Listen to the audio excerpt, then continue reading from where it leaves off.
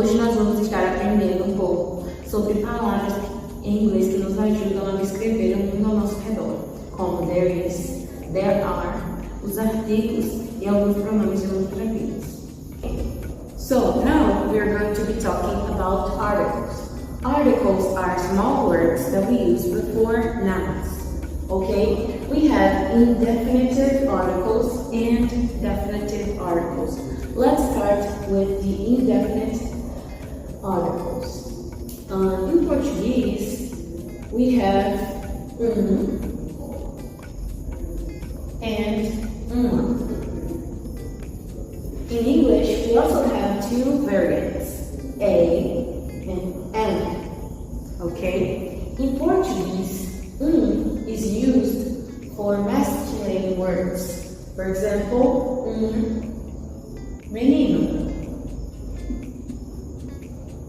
And uma is for feminine words. For example, uma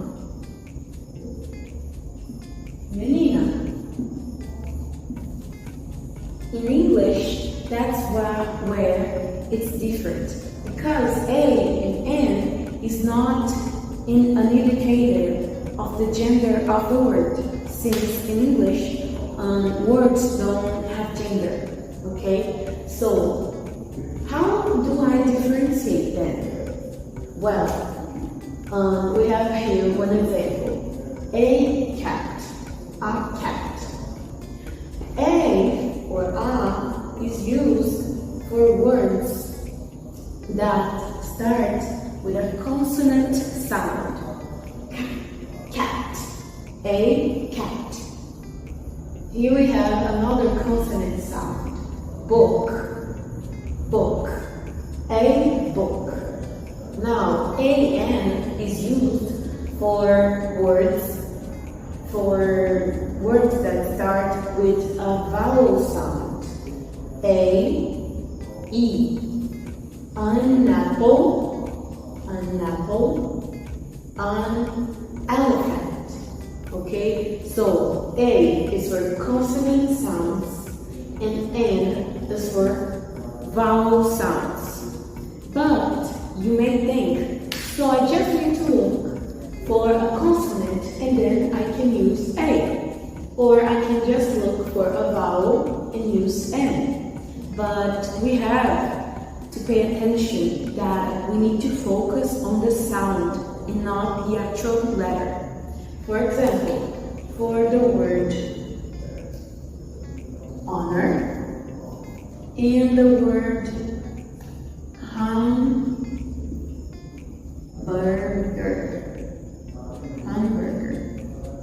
Okay, both start with the same letter, H, right? But we use different articles for each of them. When you pronounce honor, we don't hear a consonant sound. Honor, honor. We hear the sound of the letter O. So it's an honor. It's an honor. But for words like hamburger, we have the R sound. Hamburger. So this is the sound of a consonant. So we are going to be using the article a hamburger, or a hamburger, an honor, a hamburger. They both start with the same letter, but different sounds. So that's why you need to pay attention to which sound is coming out of the word. Now it's game time. Let's start.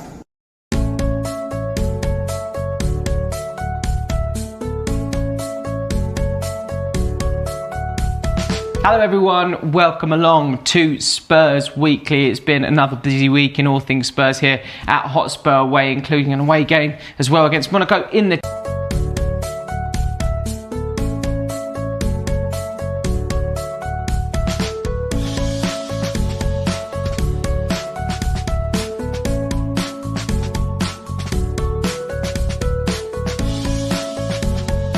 Okay, now we're talking about the definite article, okay, which in English is only one, D. In Portuguese, we have quite a few.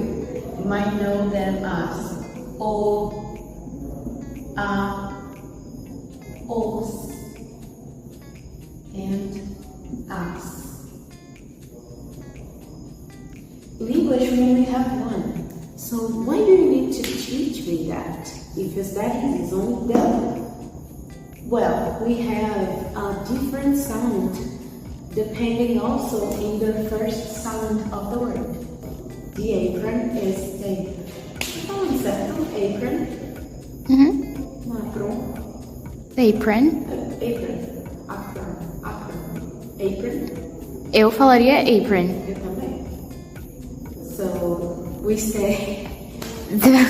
Okay, if the word starts with a vowel sound, we pronounce it as D. D, apron, is stained. Now, if the word begins with a consonant sound, we pronounce it as the. The door is closed. The apron is stained. The door is closed.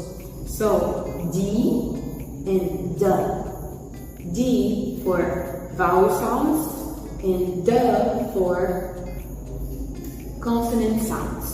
Now, if we are talking day to day, people usually do this unconsciously because they are just used to it and they don't even question this. So, if you say the door and the door, people are not going to say you are wrong. It's just something for you to improve your English, okay? So the is a small word, an article, used before a noun to describe something you already know. For example, if I tell you the story about a dog, okay? We use a dog if we don't know this dog. So, we don't know the dog, so we're going to say a dog. I saw a dog today in the park. He bit me. So, you didn't know this dog, so we use the article, the indefinite article. But if now you already know this dog, so the next day you are talking to your friend about the same dog and you tell them, do you remember the dog we talked about yesterday? The dog. Do you remember the dog I talked about yesterday? So the dog is something we already know, is something established. So if you already know what specific thing you are talking about, we use the article D, the definite article. Now we are going to be talking about the demonstrative pronouns. What are demonstrative pronouns? We have the pronouns this, that, these, and those. They are used to indicate the location about something in relation with who is speaking, to the speaker. Okay? So, I like, when teaching my students, I like to demonstrate it using objects. So, this is called a marker. Okay? This is a marker. Now, I use this when something is close to me. So, what is this? This is a marker because it's close to me. Now, if the marker is far away, let's pretend it's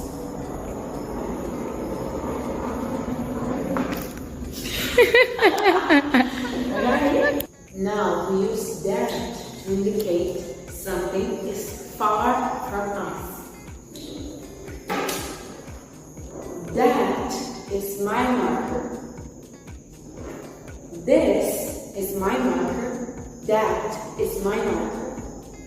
This and that are used when we are talking about singular nouns. So when we are talking about one ink, one marker, this is my marker. One marker, that is my marker. But if we have two, then it becomes plural, right? So we use these to indicate that we have more than one and that the thing we are talking about is close to us. For example, these are my markers. And we use those to indicate also plural, but for something that is far away from us. So, those are my markers, okay? That and those to indicate things that are far away from us. And these, this, and these to indicate things that are close to us. Now you have to pay attention to the pronunciation of these, this, and these. How do you pronounce these words? This, these, with a V sound. This, these. Okay? It's something you need to pay attention when pronouncing it. You can't mix those up. So this and these. Okay? Now we are going to be learning about the expressions there is and there are. These are expressions used for saying that something exists in a place. There is used for singular and there are for plural. Now, if I say, this is a bottle of water. There is a bottle of water on the table. I am telling you the bottle of water exists and the place where the bottle is. So, the bottle of water is on the table. Now, we use is not only for singular, but also for uncountable nouns. For example, let's think of an uncountable noun. Money. Money. You probably know what money is, but here's not. Like $5. Okay? So money is something we do not count.